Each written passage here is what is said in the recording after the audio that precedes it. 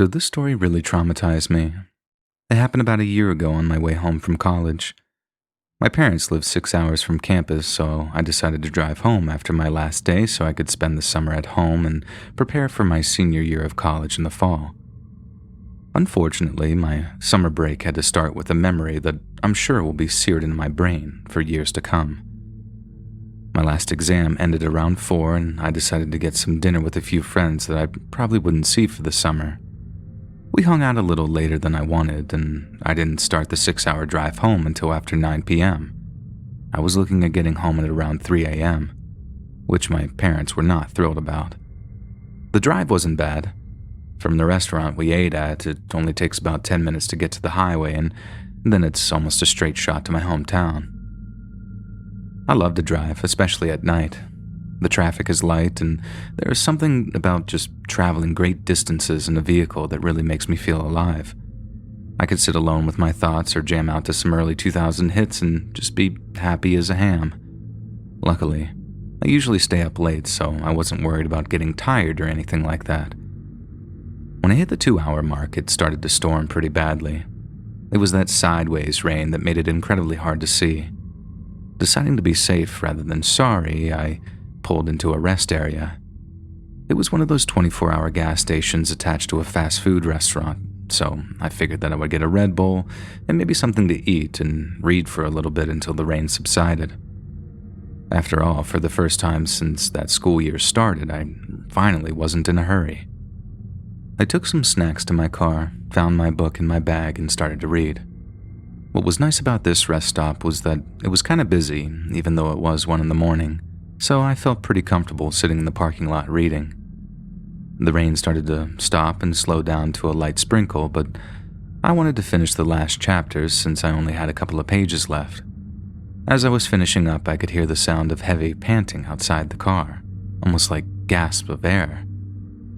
After a few seconds, I finally looked up from my book, and there was a woman pacing right outside my car. She looked hysterical and upset. I hate to judge people, but she looked a little crazy too, so I just tried to ignore her.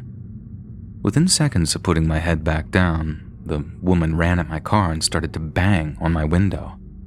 She was screaming, and it almost seemed like she was trying to open my door, but I can't be too sure about that. I didn't say anything, I just sort of looked at her and tried to process what was happening. And then she started screaming. "Please, let me in, or at least let me use your phone. He's gonna get me." I didn't unlock the door, of course, but I did shout through the closed window, "Who's trying to get you?" The woman just started screaming and becoming more and more incoherent and nearly impossible to understand through all of her sobs. In what sounded like desperation, she was able to formulate words and screamed again. "Please, I can see your phone right there. Please, just let me use it really quick." And this is where I thought I was making the right decision. My friends at school always called me weak, soft, and too trusting. It's probably why every boyfriend I ever had has walked all over me. So I decided that I wasn't going to be so trusting anymore. Mainly because I didn't know this insane woman, but also because she wanted my phone and I could clearly see a cell phone directly in her hand. With confidence, I shouted back, "Yeah, nice try. I can see the phone in your hand. Get away or I'll call the cops." Now, feeling confident in my newly found backbone, I thought for sure that that would scare the woman away. But instead, she started to freak out even more. She started to wave the phone around in her hand, and I could clearly see a destroyed and cracked screen, and she shouted, "My husband broke my phone. Please, call the cops before he gets here." Right at that moment, she let out a scream which still haunts me. A big silver pickup truck came flying into the parking lot, running over the curb on its way. At that moment, I could see the clear fear written on this poor woman's face, and then I realized that she wasn't some crazy drug addict, but a woman who was clearly in danger. Before I could lend a hand, she turned and ran, and a smaller but muscular man got out of the car and started to chase this woman. I got out my phone to call the police, and thankfully at that moment, 2 squad cars had already pulled into the lot. They immediately identified this man and arrested him swiftly. The man didn't even seem to notice that he was being apprehended at the time. He just stared at this woman with these rage-filled eyes, it seemed like. And once they took the man, I got out of the car to make sure that the woman was all right, and I apologized profusely for not trusting her.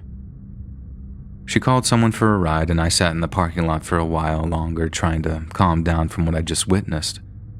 I went inside to grab a coffee for the rest of my drive, and I was speaking to the woman at the cash register for a little while. She told me that the woman had run in there, going crazy, yelling about her husband trying to get her and that they needed to call for help. The cashier told me that they get dozens of crazy people in there every night, and she can't be sure who is telling the truth or who was just messed up. She called the police for the woman and then kicked her out of the store because the cashier thought that the woman may have been on something, just like I did. I thought about that incident during my entire drive home.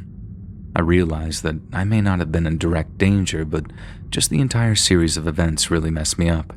The fear and pain that I could see in the woman's eyes still makes my stomach turn, and the look in the man's eyes is something I'll never forget. He looked like he had some serious, sinister intentions, and I'll never forget the memory of him running full speed at my car, chasing that woman. To this day, I don't know what happened to that man or woman, and most disturbingly, I don't know what motivated that man to do that night. But judging by his demeanor and erratic behavior, whatever he intended was not good. If you enjoyed this scary story, listen to thousands more, either over on the Let's Read YouTube channel or podcast.